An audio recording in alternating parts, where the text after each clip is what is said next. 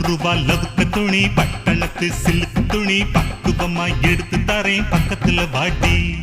கம்பிக்கர வேட்டி கட்டி கக்கத்துல கொடை இடுக்கி 10 தரம் சுத்தி வந்தாலும் சம்மதிக்க மாட்டேன். அட கொஞ்சம் கூட இறக்கம் இல்லையா